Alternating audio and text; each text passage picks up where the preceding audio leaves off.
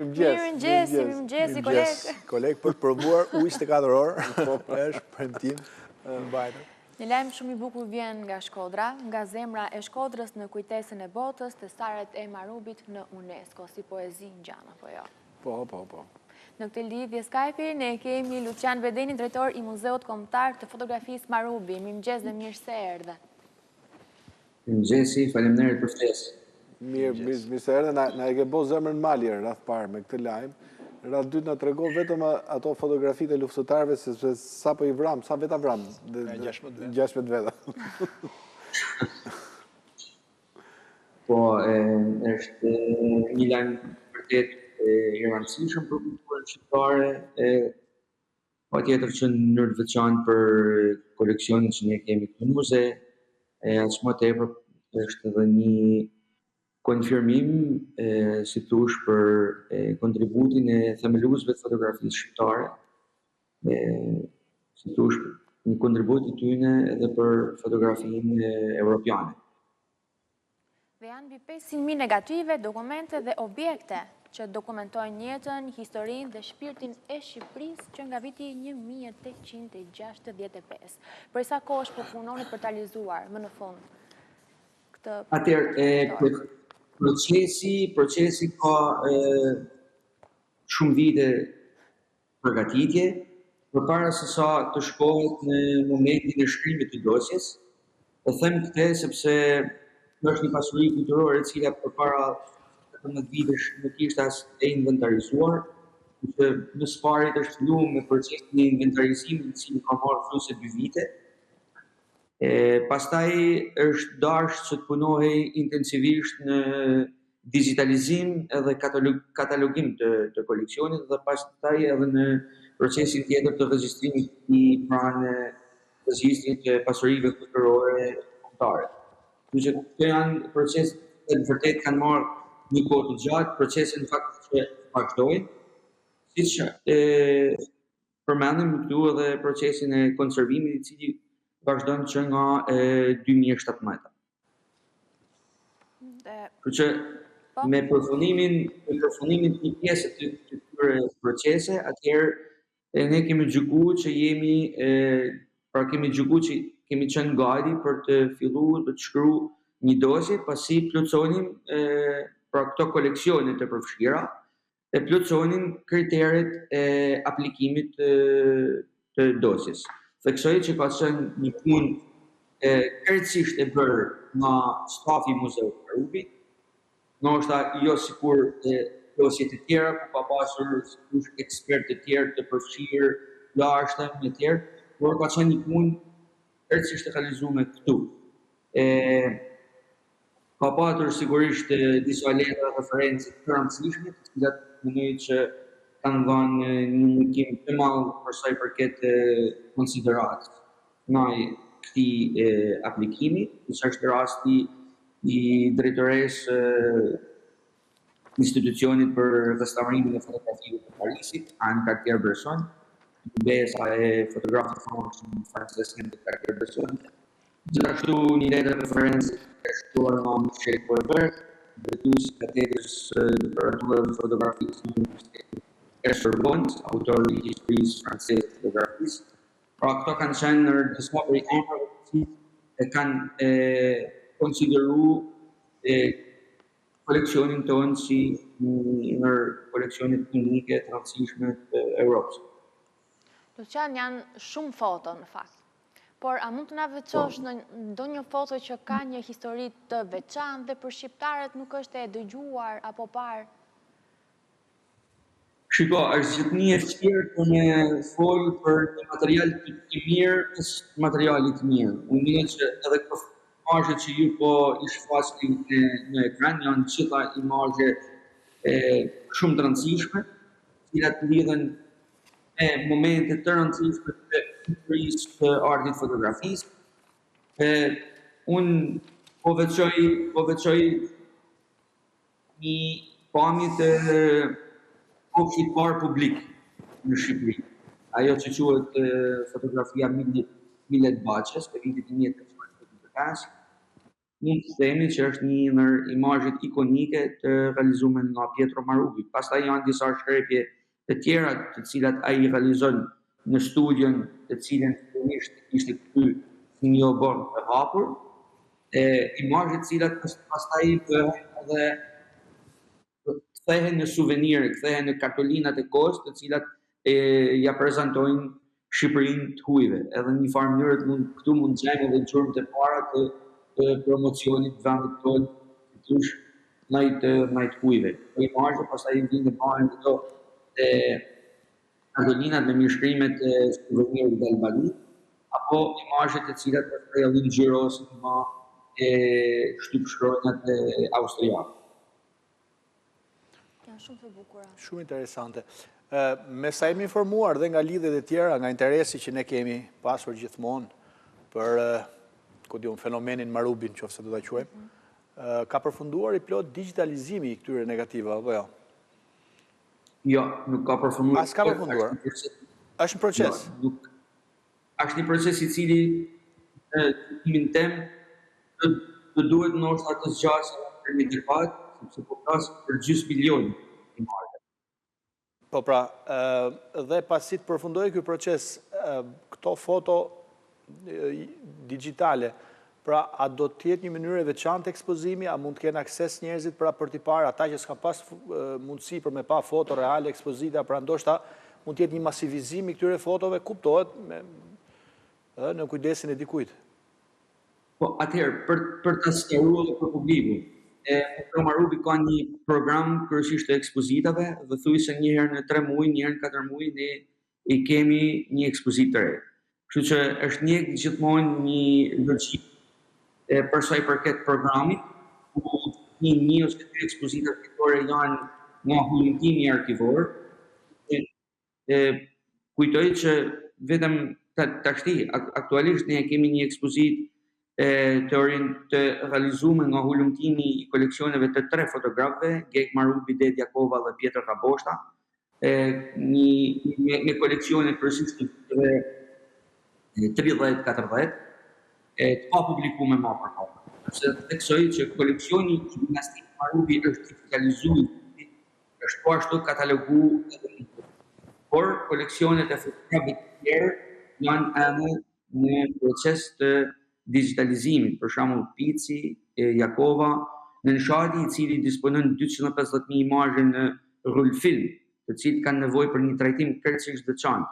E pastaj deri te koleksionet më të fundit të dhuruar referu koleksionit të para pak vitesh të dhuruar nga familja Dokle, që janë 33.000 imazhe të tjera në rulfilm, të cilat meritojnë edhe ato një digitalizim me hulumtim më të detajuar, dhe po flasim për një koleksion në cilin ka dhe dëshmi të prezencës hebreje në Shqipëri, imazhe të cilat nuk janë pa asnjëherë. Sa përqind e fotove ose imazheve shohim ne gjatë një vizite të zakonshme që bëjmë në muze? Të arkivit flasim. Është një përqindje shumë e vogël. E parasysh që 500.000 imazhe janë digitalizuar, po themi 2/3 e arkivit. Nërsa kur vini në një vizitë në muze, shpeshherë qëllon që në katin e parë vizitorit të përballet me jo gjithmonë me një ekspozitë e cila lidhet me koleksionin që ne disponojmë. Për shembull, imazhet të cilat i publikojnë në tani janë një të ardhur nga bashkëpunimi me Muzeun e Fotografisë së Firencës. Ndërsa në katin e dytë, aty ku ndodhet koleksioni i përhershëm, është një përzgjedhje prej rreth 100 imazhesh, nërma të veçantat ose më përfaqësueset e 3 gjeneratave të dinastisë Marubi. Tani, i pjesë e fotografive ka një histori, apo jo, e cila duhet tregu, kësaj si ja bëni hallit, se nuk është vetëm çështja e imazhit. Atëherë, në koleksionin e përhershëm, të gjitha fotografitë kanë përshkrimet e tyre, patjetër përshkrimet të rëndësishme, të cilat i tregojnë publikut historinë apo aspekt teknik, pra detajet të ndryshme të cilat lidhen me imazhin. Një tjetër moment në muze është edhe hapësira e Michelangelo, vend në të cilin vizitorët mundën me aksesu ekranet digjitale, ku ato mundën me marrë informacione edhe shtesë mbi për shembull biografitë apo teknikat e ndryshme të përdorura nga fotografët e tjerë të koleksionit. Sepse ne nuk kemi vetëm marrëdhët të koleksionistëve, janë thuajse 15 fotografë të ndryshëm të cilët i ruajnë koleksionet e tyre në arkiven e Muzeut Marrëdhë. Në fakt keni bërë një punë të jashtëzakonshme, duke parë procesin që nga negativi deri tek nxjerrja e asaj fotoje, është vërtet një punë kolosale. Lucian, ky lajmi i interesit dhe i vendosjes të themi të Marubit në ombrellën e UNESCO-s, a do të sjellë një kujdes më cilësor për sa i përket gjithçkaje e cila i nënshtrohet efektit të kalimit të kohës? Pra, çfarë ndryshon? A është ky interes monetar, apo vinë specialistë dhe përcaktojnë kushtet të reja? Çfarë do ndodhë? Çfarë pritet ndodhë? Shiko, kjo është një pyetje që më kanë bërë në ndomë cili është përfitimi konkret i muzeut. Unë mendoj që është një vëmendje shumë e madhe shtuar ndërkombëtare dhe patjetër kjo nxit edhe partneritete edhe më profesionale me institucione në fjallat për restaurimin. Një tjetër çështje që muzeu duhet të ketë në të ardhmen është fokusi ndaj restaurimit, në mënyrë specifike ndaj restaurimit të objekteve. Nuk është e largët koha kur objektet, aparatet fotografike apo objektet e tjera të punës të fotografëve gjaneshin në kushte mizerabel. Kështu që mas si kanë kaluar disa vite, ne është dashur me bëj një punë fillimisht kujdesuese, duke i pastruar, por ne nuk jemi një institucion i profilizuar për restaurimin. Kështu që përpara jo më larg se sa 2 vitesh kemi nënshkruar një marrëveshje bashkëpunimit me arkiven Alinari, të cilët kanë edhe një laborator restaurimi. Dhe besoj se në të ardhmen e afërt në bashkëpunim me ta për me restauruar në mënyrë profesionale një pjesë të objekteve. I referohem për shembull një tjetër procesi që është konservimi. Mendoj që aty jemi në institucionet më bashkëkohore për sa i përket ruajtjes. Dhe e them këtë me kompetencë plotëse me vizitu shumë arkiva të tjera fotografie në Europë. Edhe besoj se këtu është Muzeu Marrubi, ndoshta edhe disa hapa përpara shumë muzeve të tjerë në qendra të rëndësishme të Europës. Le të mbetemi këtu te kjo pjesa e rëndësisë që ka Marrubi edhe në nivel evropian. Absolutisht që vizitorët, një person që vjen për të parë një ekspozit me koleksion besoj të kuruar, pra praktikisht ka një fill mendimi, ka një ekspozita nuk është e rëndomt, apo jo, pra rastësore, ka gjithmonë një besoj një kurim edhe estetik dhe artistik. Përveç interesit si vizitor për turizëm, për kënaqësi estetike, a ka edhe persona apo grupe që vinë për arsye studimore, qoftë për fotografinë vetvete, teknikat e kohës e tjera, apo për aspekte historike, apo për studiuar veshjet, apo gjithçka që galeria e pafund Marrubi përmban. Sigurisht që ka, edhe madje për këtë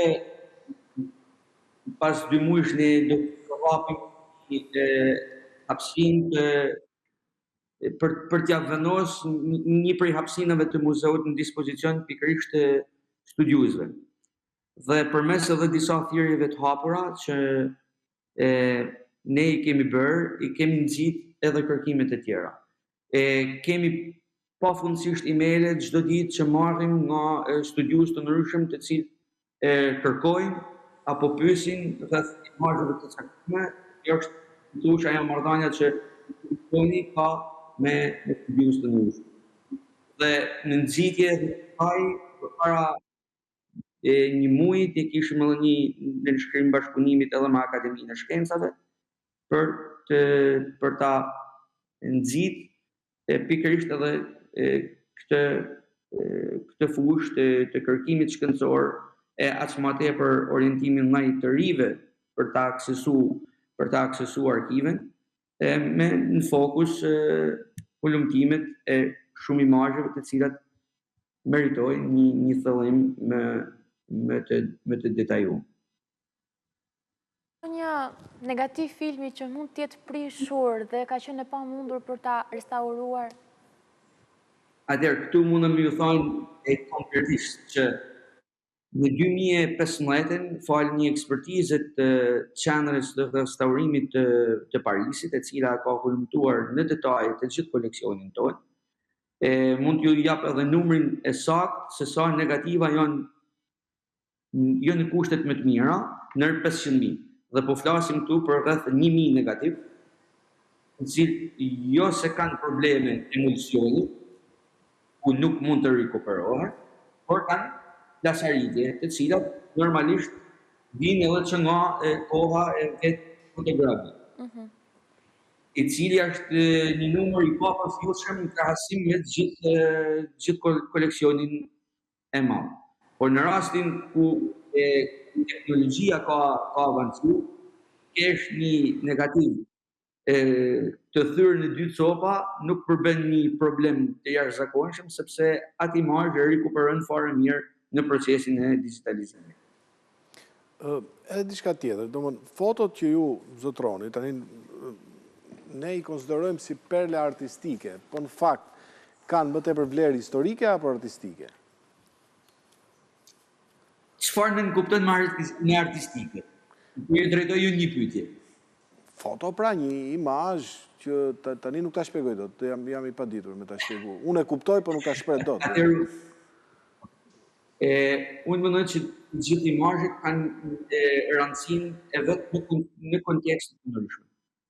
Për shembull, nëse i referohemi një imazh mjaft të njohur siç është ai plaku i varfër, është në shkrepjet para të Pietro Marini. Ja kjo që po japim ne tani. Jo, ky është një portret i tij. Ky ishte një imazh që shfaq pak më parë. Ajo mendoj që ka një rëndësi historike për përket vjetërsisë të koleksionit, ose dëshmon gjurmë të para se si Marubi e fillon aktivitetin e tij fotografik. Pra përtej loja atëherë se tani mund ta perceptoj, loja me dritën, me drithien, pozicionit, paraqitja e portretit, gjua shprese e syve, e fytyrës, e tjera, gjithë ky lloj kompleksiteti mund konsiderohet fotografi artistike. Në rastin konkret. Ky është për shembull në rastin konkret ky është një vështrim i parë nga ju. Në një këndvështrim të një historianit fotografisë. Ai imazh dëshmon një shkrepje, po kjo për këtë imazh. Kjo është po pra, kjo është fotografia e jashtëzakonshme, nuk po. Por kjo është e shkrepur në një seri kur edhe 15 fotografi të tjera, të cilat janë të shkrepur në të njëjtin pozicion. Dhe nëse edhe imazhet të tjera i fis pak kënd në fotografimit, po janë në të bëra në të bërë. Në të cilin Pietro Marubi e fillon aktivitetin e tij fotografik. Ditën e djeshme kisha një bisedë për publikun në Tiranë dhe shpjegova pikërisht këto imazhe. Po t'i referohemi sfondit të plakut, që është ai gardhi aty, ne shikojmë edhe disa fije perit, të cilat majnë të ngritur një tent. Pa Marubi vendos edhe disa objekte të tjera në këtë fort, ku mund ta gjejmë në një imazh. E cila është një tent për të bërë një shpërndarje sa më të mirë të dritës fotografike. Dhe gjurmët e para të studios fotografike të Marubit, ne I gjejmë në këtë kobor të hapur që Marubi kishte kthyer në studio. Pastaj në vitet 1870-75 fillon një aktivitet në interior. Pra fillon një zhvillim të studios të mëshme nga Marubi. Fillojnë vendosja fondaleve të reja, qilimave, etj. E kuptoj, por jam shumë dakord me ty, por e kisha fjalë edhe për studimet që pyeti kolegun, përgjithësi ata të cilët kërkojnë të studiojnë, janë të interesuar për historinë e fotografisë apo për artin e tyre? Domethënë kjo ishte Po unë mendoj që shkojnë bashkë. Pastaj ke historian të kohës që kanë të interesuar vetëm për historinë e Shqipërisë dhe studio Marubi është një perfekt ku mund është bëgjet nga çdo moment I historisë Shqipërisë apo I ngjarjeve. U shkëput lidhja. U shkëput, kjo është foto e fundit nga Galeria Marubit, foto Lucianos në stil picture. Dhe gjem të ekspozuar, këtu të kodi. Jo, u ristabilizu lidhja. Luciano, je video tani, nuk je me foto. Pa një moment që ishe foto dhe mund të përdorim atë për qëllime tjera, si foto, për të falsifikuar dokumentat, gjërat se natyre. Luciano, unë kam edhe interes tjetër, I cili është qik personal. Cila është, do më thënë, lidhja jote me fotografin, pastaj me Marubin. Pra, për çfarë ke studiuar, si ka ndodhur që ke përfunduar aty ku je?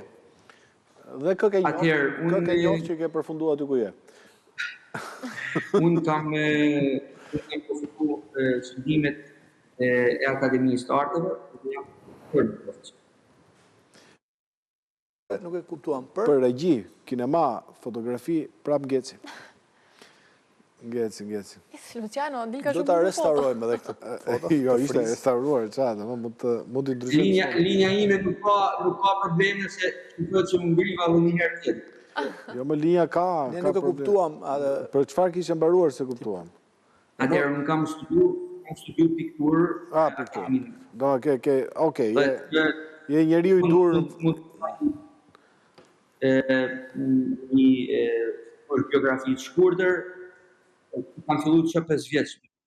Gjithë shkollimin e kam në arte, pastaj liceun artistik në Shkodër për pikturë dhe grafik design, pastaj Akademinë e Arteve dhe pastaj kam qenë një rezidencë të artit në New York në 2009, pastaj jam kthyer dhe kam filluar punë si mësuesi historisë të artit në Gjimnazin Jezuit Pjetër Mëshkalla të Shkodrës. Pastaj që nga 2010 punoj si doktor në muzeu. Mrekulli, në fakt, Luciano duhet pagohet për vështirësi pune, sepse Muzeu Marubi gjendet te Dugajt e Reja, te një nga rrugët kryesore, dhe përballë ka kafe, restorante, pasiceri, turista, gjëra. E disa mirë hahet në Shkodër, koleg? Qa ke, mërkune? Koleg, do të shojë dhe ty në UNESCO, do të marrë UNESCO në kujdestari, do më dhe se... Jo, mua do më pëlqenë, për shumë, do isha njeriu më I lumë të ndroja punën me Luciano. E të vite këtu në shkoja atje, do më dhe... Që të zgjidhje... Dhe kur qohesha në mjes, shifja Dugajt e Reja, mos shifja ty, do më. Do ishte mirë nëse shtyrat do ishin në pedonale, për fatin e pranë arkiv si kemi më shumë jemi të izoluar se sa në dritë. Ku I keni zyrat? Punojmë si fotograf në arkiv. Do më jeton në Bodrum, tu e ke fjalën. Jo krejt. Jo krejt, po mirë, për të shku drejt tek zyrat duhet kalosh nëpër pedonale, kam përshtypjen, apo jo? Apo ju kanë qenë në shtoj? Po, jo, do të kalojmë nëpër pedonale e rrugim drejt muzeut të kemi shumë dukur. Po pra, pa tjetër, vetëm... Ju për të shku në studio, ju duhet një kohë e gjatë. 12 minuta në autostrade kam, unë kam krye vepër. 3 minuta. Ka trafik mua më duhen 25 minuta. Po.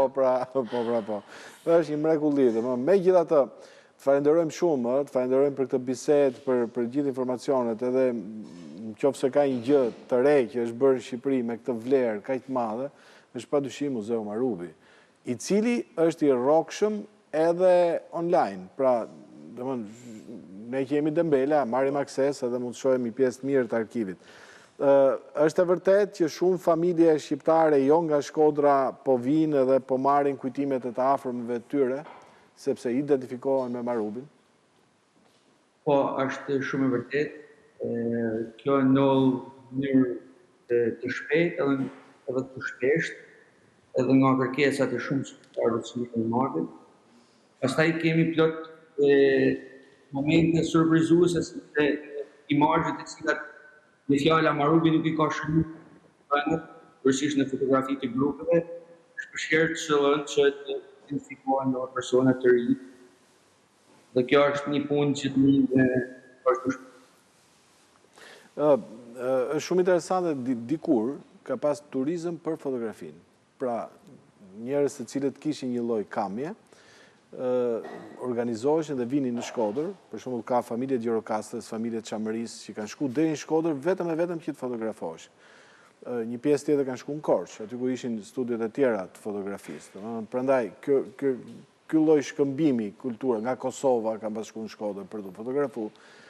Ky lloj shkëmbimi na ka ndihmuar me kriju një ide akoma dhe më të qartë se si ka qenë Shqipëria e një shekulli apo 2 shekuj përpara. Përveç kësaj unë mendoj dhe Luciano ndoshta ma konfirmon që për 30, 40 apo 50 vite, në fund mes të viteve 800 deri në fillim të shekullit të 19, teknologjia fotografisë ka qenë më avancuara, ka qenë maksimum, është si me qenë NASA e ditëve të sotme, ka pasi vëmendje shumë të madhe.